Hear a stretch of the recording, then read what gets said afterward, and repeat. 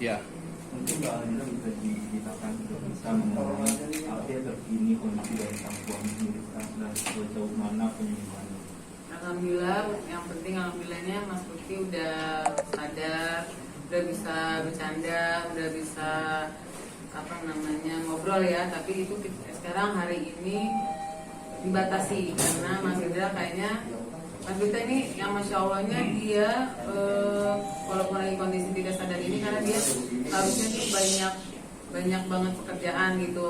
Jadi dia tuh agak bisa dibilangin karena dia masih masa pemulihan dan recovery, jadi dia masih ngelantur cara ngomongnya dan pikirannya gitu. Jadi sometimes dia ngomongin suatu hal yang masa lampau bukan masa sekarang gitu. Jadi kadang lagi tidur tiba-tiba dia bangun kayak nyopot ada jari itulah ya buat tensi, terus gitu dia bangun, bener-bener aku harus kerja jam berapa dia bilang gitu, jam 2 begitu. Dia mau kerja karena dia tahu hari ini dia harus kerja gitu. Terus dia masih ingat tentang jadwal kerjaannya ya. Iya betul. Terus begitu. Jadi ada flashback yang dia kadang ngomongin tentang masa kecilnya. Sometimes dia kayak cuma kayak kebangun ini di mana? Itu cuma ada di mana? Ada di ruangan mana? Jadi memang karena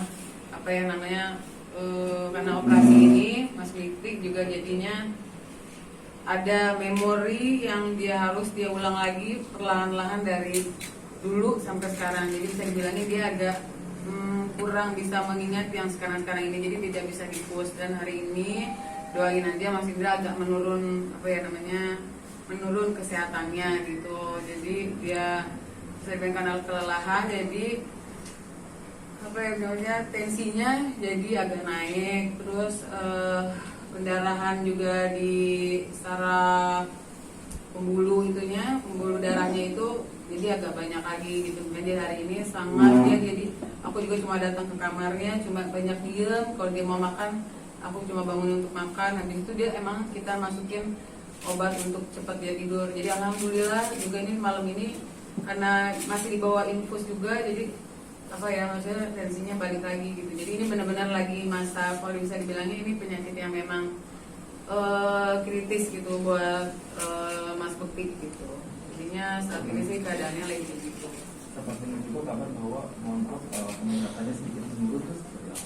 Menurun itu bisa dibilangnya sebenarnya karena habis lagi operasi kemarin gitu. Jadi kayaknya ini sih besok kita baru mau cek lagi di MRI lagi. Sebenarnya harusnya besok tuh MRI kapasitas operasi itu di mana gitu. Tadi kan karena ada pendarahan dan aku juga kayaknya mau ngecek bagian matanya karena dia ngerasa hari ini kok buram dan bagian kepalanya sakit gitu. Jadi besok tuh mau di MRI.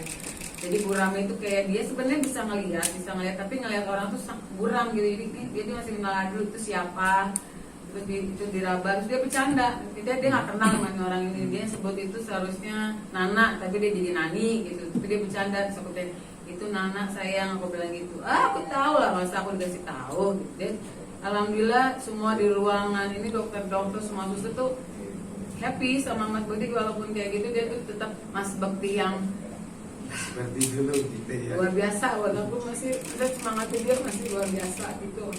Jadi aku juga harus di depan dia harus kuat dan nggak boleh lihatin aku nangis karena saat ini dia butuh aku gitu.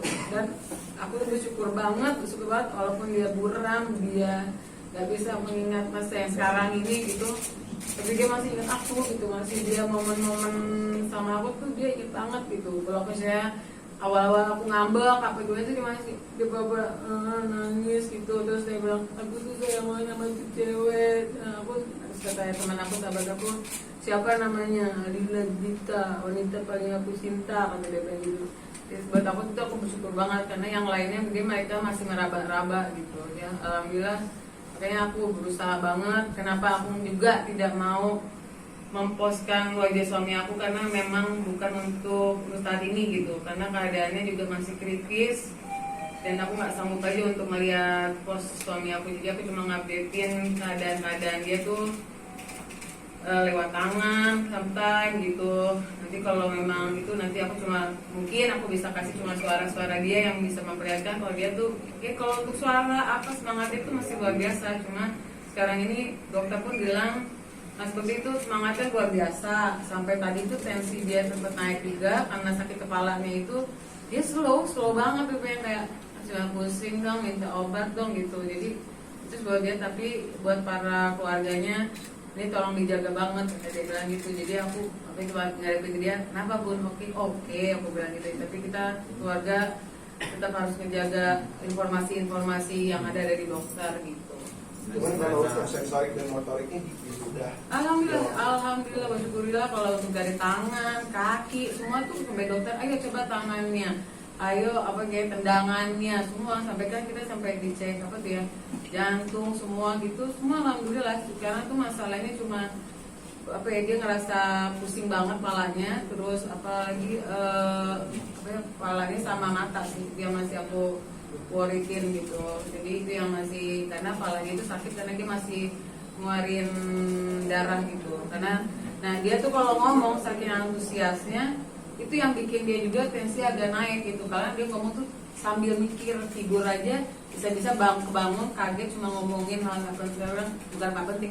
Jadi kadang ngomongin tentang kerjaan kaget gitu, aku harus kerja nih Bun, di mana nih, udah jam 3 nih, aku bilang gitu. Jadi ada yang kayak gitu, jadi otak dia, kata si dokter, Pak Bukti tolong kalau lagi tidur, lagi ngomong jangan sampai mikir, santai gitu. Jadi ya aku cuma saat ini samping Mas Bukti cuma kayak udah nemenin dia cerita, aku oh iya, oh bener gitu. Aku nggak mau terlalu antusias dia cerita gitu, karena aku mau dia cepet recovery gitu.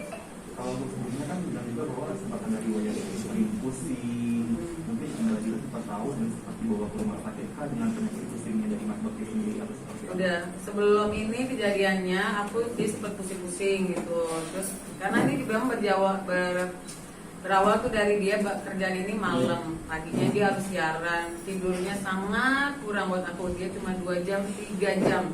Terus ada sampai itu dia pernah nerima kerjaan dari pagi, dia pagi lagi dia harus berangkat, jadi sangat dia tidak tidur lagi, dia harus ngejar lagi siaran.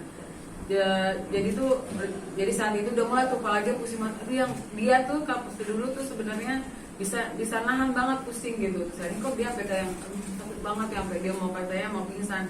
Aku bawa deh ke salah satu rumah sakit, kita sempet juga cek MRI.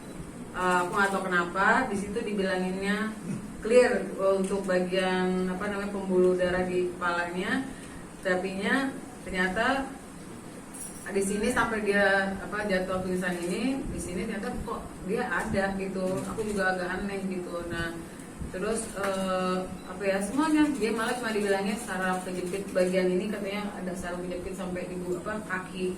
Aku udah sempat mau bawa ke herbal, tapi karena dia waktunya juga lumayan padat gitu sampai mau tahun baru ini, jadi nggak jadi. Tapi itulah yang bikin ya, namanya ya udah dari takdir Tuhan lah ya. Jadi saat ini ujiannya buat Mas Bukti dan aku, ya kita harus sama-sama kuat, semoga bisa ngelewatin ini gitu. Amin.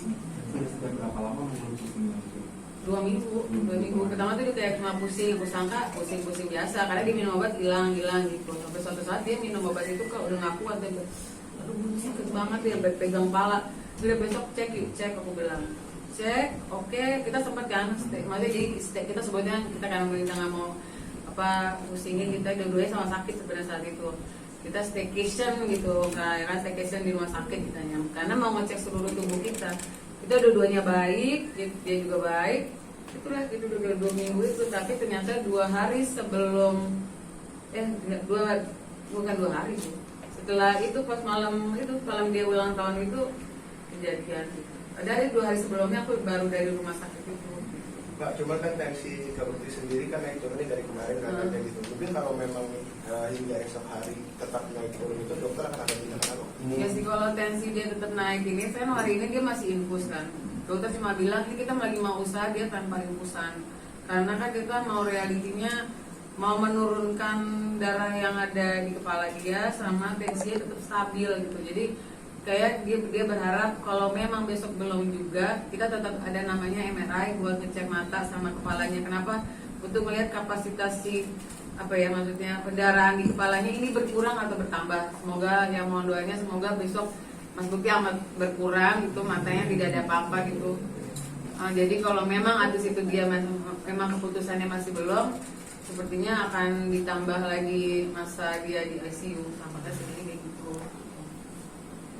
Mbak yang bikin Mbak tegar tidak sempat ingin keluar pulang ke rumah sih, nemenin suami setiap waktu. Udah tugas sih, ya kemana gue udah tugas istri sih. Kalau dibilangin istri banget gitu, karena ngadepin seperti yang dia harus kehilangan memori, sometimes dia juga sempat dia harus lupa yang ke depan ini, sometimes dia suka lupa nama anaknya. Awal-awal gitu aku agak oh my god dia lupa nama anak gitu, aku nggak mau yang ngapus dia juga gitu. Tapi baru tadi pagi aku bersyukur banget dia bisa nyebut nama anak, gimana anak gimana aku mau ketemu gitu. Dan aku bilang ada di sana lagi main gitu. Dia bisa sebut nama anak-anak semuanya gitu. Jadi aku bersyukur banget di kemarin tuh aku cuma berdoa. Pokoknya saat ini aku cuma percaya sama Tuhan sama Allah, kalau semuanya aku bisa lewatin, aku bisa kuat karena Allah itu aja. Karena itu buat aku doa aku udah ijabah banget ya Mas Bekti bisa ngelewatin operasi besoknya.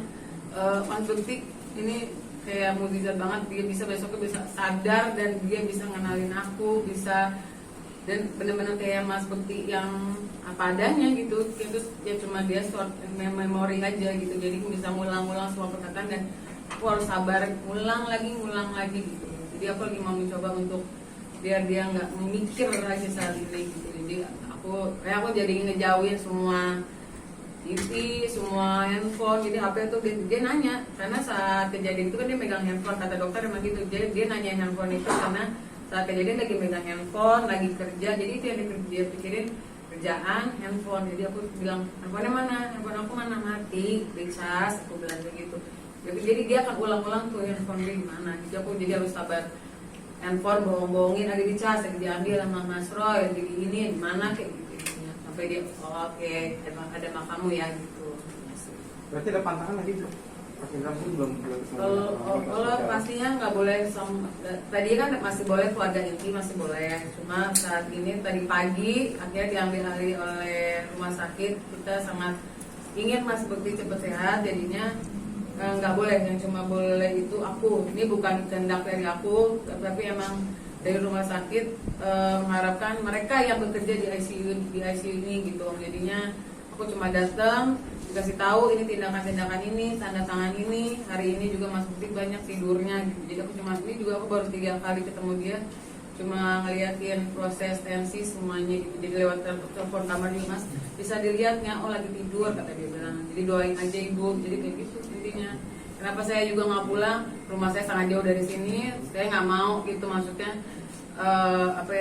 kehilangan momen-momen aku nggak bisa ngejagain dia. Alhamdulillahnya ada mama, ada yang siap megangin anak-anak aku juga gitu. Karena di sini juga nggak boleh anak-anak datang dan aku masih belum siap juga untuk anak-anak ngelihat bapaknya mungkin yang tiba-tiba nggak ngenalin dia gitu.